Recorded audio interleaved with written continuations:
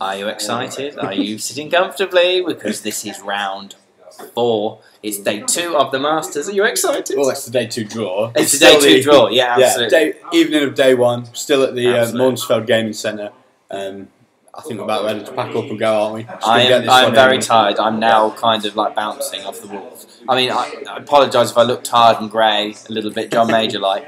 But actually, you look quite pale in this light as well. Yeah, I think it's the fluorescent. Yeah. Fluorescent light is taking it out. Yeah, so camp, so camp.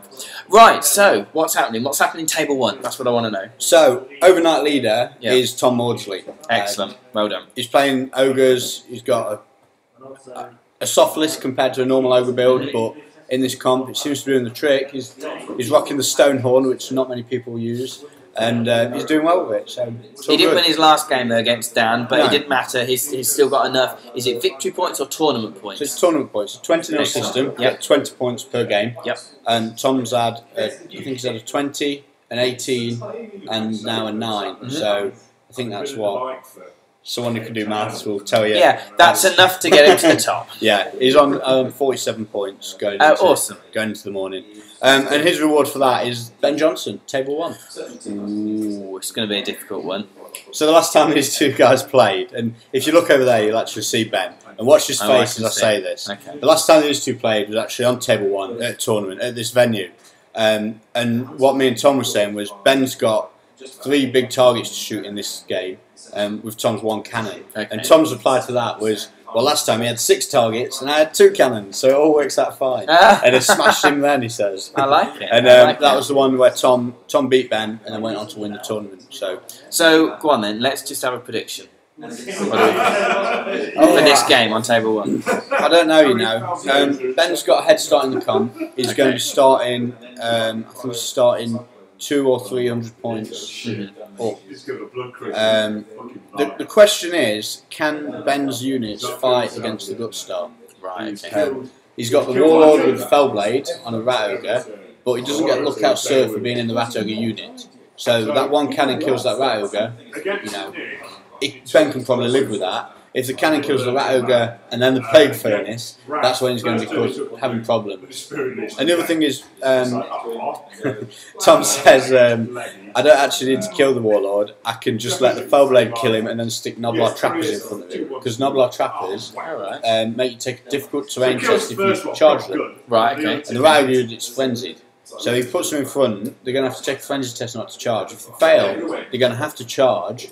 And then they could take a terrain test. So Ben's then taking, he's testing every turn for his Fellblade to see if the Fellblade kills him. And then he's testing every time he charges a trapper unit as well. So but do you think that's going to happen now we've discussed and we've talked about that? They're not paying attention over there, look. No, which is really good. Really. We're not listening. My money, I think, this time is it's going to be, and when I say small win, I mean literally a few points in it. I think to Tom, but only by a few points. Is Tom going to win by enough to overset the comp deficit? Yes, Tom's going to be it's literally going to be, I think, 10, 20 points in it to make a win to him. I think that's what it's going to be. Well, I'm going to go with Ben then. I'm going to put money on Ben. Okay. We'll see who wins in the morning. See who wins. I think Ben's going to take it. I think it's going to be 16. Okay, alright, okay, 16. I'll put some points on it. 16 to Ben. Like it. Okay, so moving down to table 2, I can see on here Dan has gone down to table 2 against Matty Watkins. Yeah, so I mean, Dan's just played Tom, an Ogre army, and you know he's got a slight win. Yeah, he's probably going to be thinking the same against Matty. Okay. Yeah. Again, it's quite interesting that new boy Dan, we're calling him that, he's 26 years old, new boy Dan to this tournament scene and especially to the Masters. Table 2, start of day 2. It's quite good, isn't it? You know, Tom and Dan, I'd both like to see do really well at this event. And you know, they're both doing quite well, so it's good. And certainly Dan is, like I say, a new guy on the scene. He's made a lot of friends this year, I think. Yeah, absolutely. Friends for life as well. There's a lot of guys who come new onto a tournament scene, and the fact that they want to do well means that they don't always make friends. You know, they can have some fallouts along the way. Gaming it, yeah. Dan's come on. He's made a lot of friends. I think he's got a great attitude when he's playing, and he's doing quite well. So yeah, definitely. I think I'd like to see Dan get up in that one. Yeah. Me too. He's an Empire player. Really, really like the guy. So yeah, I hope he does win that one as well. But yeah, fingers crossed for him. Fingers crossed that he doesn't lose his cannons or any of them blow up. Is that what it's all about for Empire players? Yeah, Just absolutely. It annoys me when you have this horrible line of sight thing when you can't, You can't see the thing. You can't see the thing. I should be able to see everything. I want to shoot that. I want to shoot that. Absolutely. I've got a 9 billion mile range on it. I should be able to shoot it. Yeah, you want to use it. It's there. So absolutely. Cool. Table 3 then. Who have we got there? We've got Haristo. He's playing against Will Goodwin. So it's going to be another one where Haristo's going to set up in the corner and Will's going to try and get there. The question is if Will wants to try and get there. The thing with the Dwarf Lords in the front of the Warrior block is that they can't be killing blows because they're on the shield bearers. Makes them immune to killing blow. Are they the 2 little ones and he's standing on top? Yeah. That's what you're saying. Yeah. So he's not going to be able to kill him blowing with the bloodletters. So if he starts getting into combat with that unit, the characters are just going to grind the bloodletters out. And as Jack found, you just can't get enough models in to fight against the dwarf unit because it's too narrow. It's got a lot of high toughness, a lot of armour. So I think Will could be in for a struggle in this one. Do you think is it always boring with dwarves? Is it always boring?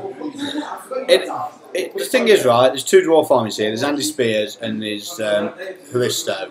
And Andy's doing the same in every game. He puts his belly on the edge of the table. I knew you were going to say that. And he sets his army up in a crescent around his belly. And he's been doing it all year. And the reason he does well at tournaments is when he has a good draw. And he gets to play against 4 or 5 people who run at him and lose when they get there.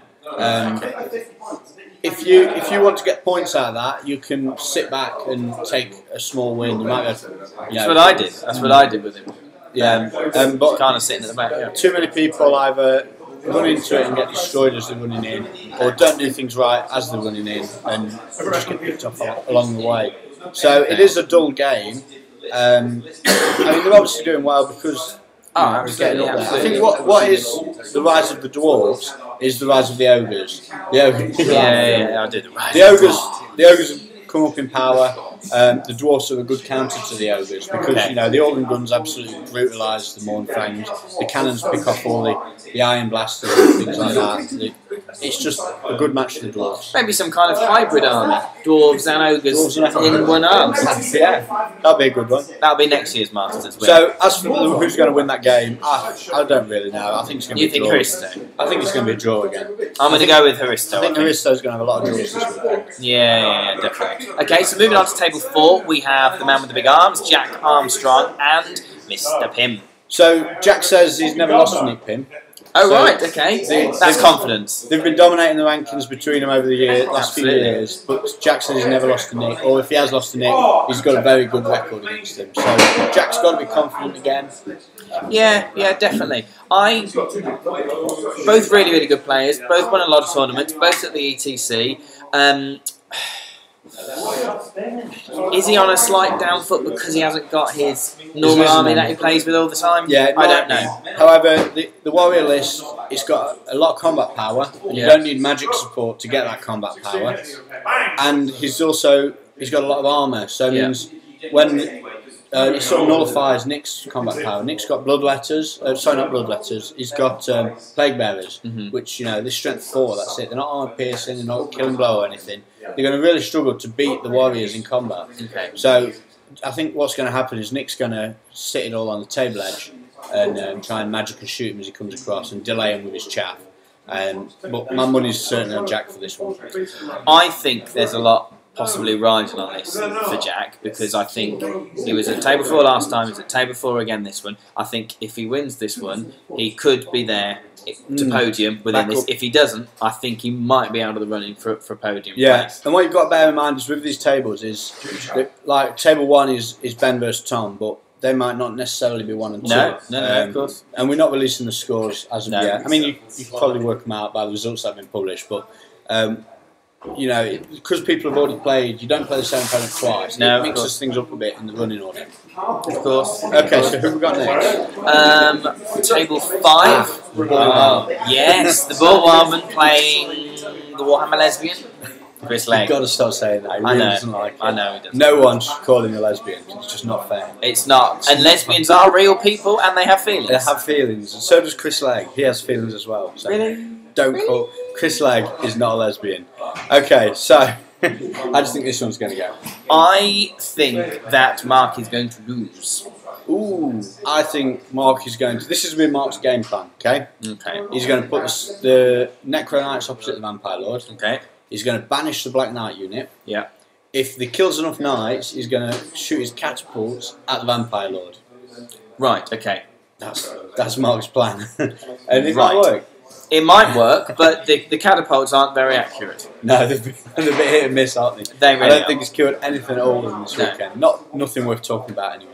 I've got a feeling that the Vampire Lord may die, but I think it might die turn 6. Yeah, too late in the game. Yeah, that it doesn't matter at all. But I think Legg is just going to get the upper hand there. Yeah, okay, fair enough. I can see that. I'd like it to be the other way around. I think that's quite a tight game, that one. It could go either way. Okay, that's cool. Okay, you're going for Chris in that one. You're going for Mark. No, I'm going for Chris. I'm thinking Mark might be able to hold him off. So. Oh, right, okay. Well, I hope I'm proof. Absolutely. Okay, table 6 then. Yeah, table 6, we've got Andy Spears with the Dwarfs against Keith Wilkinson. 2 more club mates. So Andy played Matt in the last round, both Northern Warlords, and now Andy's playing Keith again, both Northern Warlords. So, you know, they've played this matchup a few times, I imagine. Or at least they've talked about it a lot.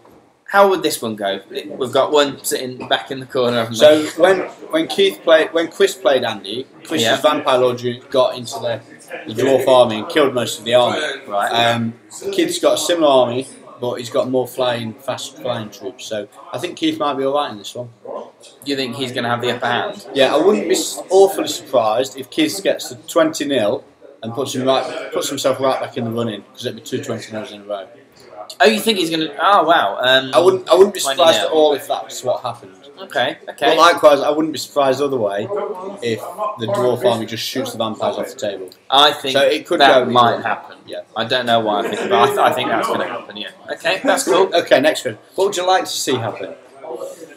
Draw for both. A draw. 10-10 draw. And then, that's kind of what I want, because then they're going to plateau just a little bit. Cool, so moving on to table 7. Yep. We've got Mo against Raph. Mo against Raph. Yeah, so I'm pretty sure these guys played each other last year. Yeah. When it was both their first Masters event. So a rematch in this Masters. So Raph obviously won last time. Yeah, I think he did, because Mo's never had a win, so there must have been that. Okay, well then this year I'd like to see Mo win, but if it will perk Raph up a bit, I kind of want Raph to win. I'd like to see Mo win, and the reason for that is I think Raph is still going to learn a lot about the scramble, and this is a topic I'm going to cover on the podcast. How to scramble? The scramble is something I see a lot of good players do very well, and a lot of bad players get so wrong, and that is when something goes bad, scrambling all your points out of the way and putting all your crap little units in the way of whatever's coming to get you, and being able to preserve them points by late on in the game. The big points. Yeah. Okay. Raph seems to be learning that very well, and he's learning more about it as he goes on. I think his play style from previous armies is not same as what the Lizardmen play like. So I think Mo's going to be putting the pressure on in this one, and Raph's going to be perfecting the scramble. Okay. Well, we'll see how that goes. So I think Mo will get up. It'll depend on how well Raph plays to preserve points. That's what I'm going to go for. Fingers crossed. So then on the bottom table, who is bottom feeding Ben at the moment? Okay, so down right at the bottom, I think he's on the lowest points overnight, and that's Lorenzo. And he is going to be facing Mike Newman. And I'm sure we all said Mikey should do fairly well. Yeah. What is he doing down there? He says his list is crap. He says his list is absolute garbage. And I think he might be right. It's just a little too fragile. But we didn't rank his as being one of the lowest lists, did we? No, we all thought it was quite good. Yeah. But it's just not working for him. Things like the Bale Taurus getting killed by a standard fire. It's just, one skink unit doing 5 wounds to it on the standard shoot. Just you look like that. But when your army is fragile, one piece could get killed and really screw up your plans. That's the sign of a fragile army. You can't really rely on an army that relies on all its bits working together at the same time. This is what the Dark Elves used to be like in the previous edition. You used to have a really nice army with a lot of good units, but if one unit was taken out, the whole game plan fell apart. And I think this is what Mikey's list at the moment. You had Dark Elves, didn't you? Yeah. And that was the same for you, was it? Oh, right, okay. Back in the old edition. In the old Dark Elf book. Back in the days. Back in the day. Absolutely. Okay, I would like Mikey to win just so he gets a little bit higher, because I don't think he should be down there. I'd like to see Mikey get a win. I don't like to see him sad. It's good to see Mikey smiling. I'm pleased though that Mark is kind of in the middle after, you know, not doing so well in his first game. He's moving back up. Have we gone over in time? It'll be alright. Carry on. Are you sure? Yeah. We don't want to talk too long, you see, because we know that some of you have got tiny attention spans. Never mind. But I think the game which I'm most looking forward to tomorrow morning is the Pim Armstrong one. Just because I think that's really going to cement where Jack's going to be. I think that's going to be a really good game. I might even look at trying to get a video camera. Yeah, I think that's a good idea. Could be a good one to go for. Good idea. Thank you again for listening. I've got no more to say and I'm really desperate for my bed now. But any comments, Twitter, Facebook, text, post, do whatever. Even send a stripogram down if you want to as well. I'm totally up for that. Yeah. Male, not female, please. Don't want to see any of them. But get in contact with us. Let us know your thoughts and feelings. Any questions? What do you want us to ask the players? Because we are going to interview them as well. Yeah, we're going to be doing some interviews this evening and hopefully tomorrow. People have been asking why we haven't had the players on the videos. Oh, right. And it's simply because there's a lot going on during the tournament. The breaks are the busiest part. And to get a good interview and get it on a 5-minute clip that we can upload during the event, I just don't think it's in depth. I'd rather get them on the recorder for the podcast, get something more in depth going. But obviously, there might be people watching us on YouTube who've never heard of us as a podcast. So if you listen to us new, it's true though, isn't it? Absolutely, if you listen to us new, you've never seen us, you just find us through YouTube. Let us know, leave a comment, subscribe, you know, all that sort of thing, and give us your feedback. Okay, thanks guys, and we'll see you tomorrow for some more updates.